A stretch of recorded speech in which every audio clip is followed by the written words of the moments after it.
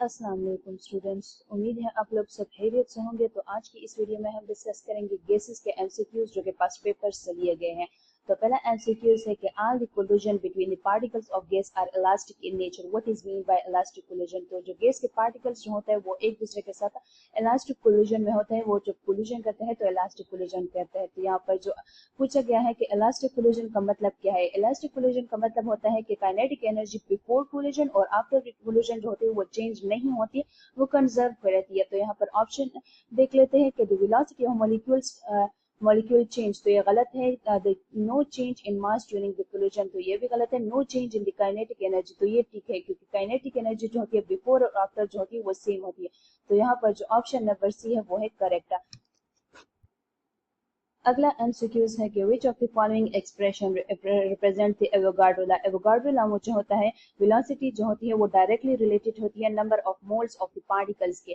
तो जब पार्टिकल्स के डायरेक्टली रिलेटेड होती है तो टेम्परेचर और प्रेशर जो होते हैं वो कांस्टेंट होगा। तो यहाँ पर देख लेते हैं कि when temperature and pressure are constant, तो ऑप्शन नंबर 2 में यहाँ पर दिया गया है और बी है कि V is equal to R and T by T, तो ये करेक्ट ऑप्शन यहाँ पर बी आता है। अगला एमसीक्यूज है कि the root mean square velocity of gases is inversely proportional to the square root of there.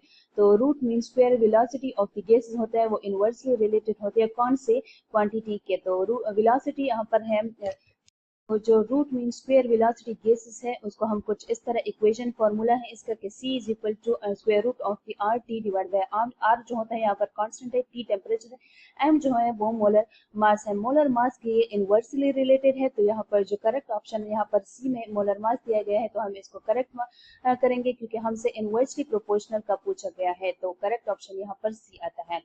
MCQs number 4 है कि the number of moles in 22.4 dm cube of hydrogen gas at 0 degree C and 1 atmosphere are।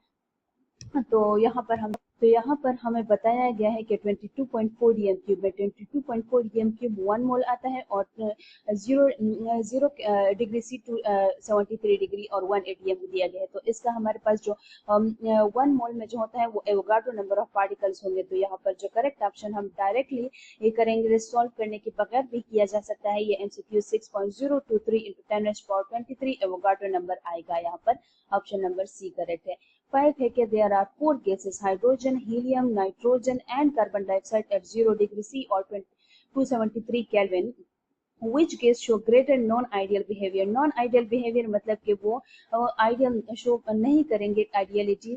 तो कौन से ideality जो होता है वो inversely related है मोलर मास के। तो यहाँ पर देख लेते हैं, हीलियम का है वो है 2, हीलियम का है नॉर्मली 2 और जो हाइड्रोजन है वो है 2, यहाँ पर हाइड्रोजन भी 2 है। नाइट्रोजन जो है वो है 28 और कार्बन का है 44। तो सबसे ज्यादा मोलर मास जो है वो कार्बन डाइऑक्साइड का है, तो वो ज्यादा नॉन आइडियलिटी शो करेगा क्योंकि नॉन आइडियल बिहेवियर जो होता है वो directly related to the molar mass है, या हम कह सकते हैं कि ideal behaviour is inversely proportional to the molar mass. तो सबसे ज्यादा जो मोलर मास ज्यादा है वो है कार्बन डाइऑक्साइड तक का, तो हम करेक्ट ऑप्शन इसको सी करेंगे। MCQs नंबर 6 है कि which graph represent Boyle's law. Boyle's law में जो होता है वो वॉल्यूम इनवर्सली रिलेटेड होता है प्रेशर के। तो यहाँ पर हम कह सकते हैं कि inversely related to the volume होता है प्रेशर, और जो 1/v का है उसके डायरेक्ट रिलेटेड होते हैं। हम यहाँ पर ग्राफ देख लेते हैं इस के मुताबिक। तो 1/v के जो है यहाँ पर स्ट्रेट लाइन नहीं हो सकता, तो ये गलत है क्योंकि अगर ये स्ट्रेट लाइन है तो हम डायरेक्टली रिलेटेड होता तो ये, लेकिन यहाँ पर प्रेशर जो होता है वो इनवर्सली रिलेटेड है, तो ये गलत है। पी और वी का जो प्रोडक्ट है वो होगा के। तो यहाँ पर के डायरेक्टली रिलेटेड नहीं है, के कांस्टेंट है, उसके साथ जो ग्राफ आएगा वो हॉरिजॉन्टल ग्राफ आएगा, उस पर डिपेंड नहीं करता कांस्टेंट पर। तो यहाँ पर स्ट्रेट हॉरिजॉन्टल ग्राफ आता है ना कि स्ट्रेट लाइन। तो ये भी गलत हो गया। सी है कि pressure is inversely related to the, sorry, pressure और जो 1/v के हैं उसके साथ जो है वो डायरेक्टली रिलेटेड है, और जो ग्राफ आएगा वो डायरेक्टली रिलेटेड का वो स्ट्रेट ग्राफ आएगा। तो यहाँ पर जो करेक्ट ऑप्शन है वो है सी।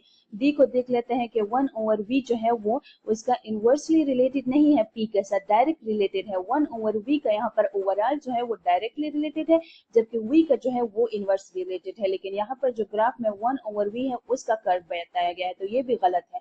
करेक्ट ऑप्शन यहाँ पर सही है सी है कि पी और 1/v का डायरेक्ट रिलेटेड है और डायरेक्ट जो रिलेशन होता है उसका स्ट्रेट लाइन आता है, तो यह करेक्ट ऑप्शन सी। 7 है कि identify the value of the R at RTP. R जो होता है वो यूनिवर्सल गैस कांस्टेंट होता है और एसटीपी पर हमसे पूछा गया है कि इसकी क्या वैल्यू है। एसटीपी मतलब स्टैंडर्ड टेम्परेचर एंड प्रेशर, तो स्टैंडर्ड टेम्परेचर एंड प्रेशर पर जो इसकी कांस्टेंट वैल्यू होती है वो होती है 0.0821 एटमॉस्फेयर डीएम क्यूब पर केल्विन पर मोल। यहाँ पर हम देख सकते हैं कि प्रेशर जो होता है वो एटमॉस्फेयर में होना चाहिए और डीएम क्यूब जो हमारे पास स्टैंडर्ड टेम्परेचर स्टैंडर्ड वैल्यू है वॉल्यूम की, और जो केल्विन है वो होता है क्या टेम्परेचर का, और मोल नंबर ऑफ मोल जो होता है वो मोल्स पर मोल आएगा। तो 0.0821 एटीएम इसकी वैल्यू है एसटीपी पे, तो करेक्ट ऑप्शन यहाँ पर बी आएगा। अगर हमसे पूछे कि एसआई में इसकी क्या वैल्यू है, तो एसआई में जो है हमारे पास 8.313 न्यूटन मीटर आएगा। यहाँ पर जो वैल्यू है ये सारी यूनिट्स अलग है, लेकिन जो वैल्यू है वो ये एसआई यूनिट की है। तो अगर हमसे एसआई का पूछते तो ये आता, और अगर एसटीपी है पर हमसे पूछा गया है यहाँ पर, तो बी ऑप्शन यहाँ पर करेक्ट है। अगला है कि in the equation p plus v square and n a square n divided by v square और v minus n v is equal to rt, ये हमारे पास non ideal behaviour of the universal law को हमारे पास modify किया हुआ है। तो यहाँ पर जब ये पूछ रहे हैं कि b की वैल्यू क्या है, यहाँ पर b की वैल्यू जो होती है वो एक्सक्लूडेड वॉल्यूम पर मोल में जितना वॉल्यूम एक्सक्लूड किया गया होता है टोटल वॉल्यूम से, इसको हम कहते हैं b। तो यहाँ पर जो करेक्ट ऑप्शन है वो है डी। तो ये थे कुछ एमसीक्यूज। उम्मीद है आप लोगों को ये वीडियो अच्छी लगी होगी। अगर अच्छी लगी है तो सब्सक्राइब और लाइक जरूर कर दीजिएगा। अल्लाह हाफिज।